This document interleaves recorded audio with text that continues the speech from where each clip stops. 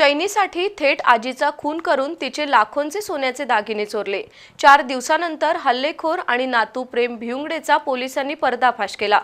प्रेम भिवंगडेनं आजी उषा मारुती भिवंगडे यांच्या चहात विषारी औषध मिसळलं, त्यातून आजीचा मृत्यू झाल्याचं प्रेम भिवंगडेनं कबूल केलं। स्थानिक गुन्हे अन्वेषण शाखेकडून अतिशय कौशल्यानं तपास झाला आणि खुनानंतर अवघ्या 4 दिवसात सत्य उघड झालं। पोलीस अधीक्षक योगेश कुमार गुप्ता यांनी तपास पथकाचं कौतुक केलं।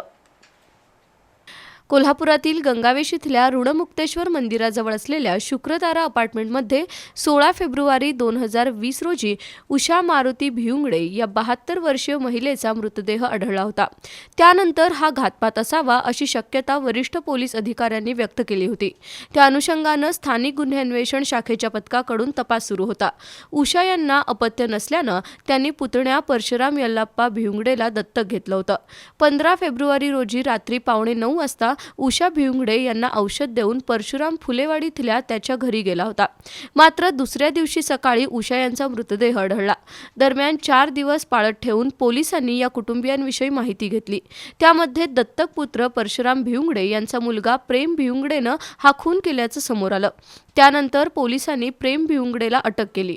कसून चौकशी केल्यानंतर त्यानं चैनीसाठी 16 फेब्रुवारी रोजी आपल्या आजी उषा यांचा खून केल्याचं कबूल केलं। चहात विषारी औषध टाकून उषा यांची सोन्याची चेन, कर्णफुलं, पाटल्या असे दागिने चोरल्याचं प्रेमनं कबूल केलं। 4 दिवसात या खुनाच्या गुन्ह्याची उकल केल्याबद्दल पोलीस अधीक्षक योगेश कुमार गुप्ता यांनी स्थानिक गुन्हे अन्वेषण शाखेच्या पथकाचं कौतुक केलं।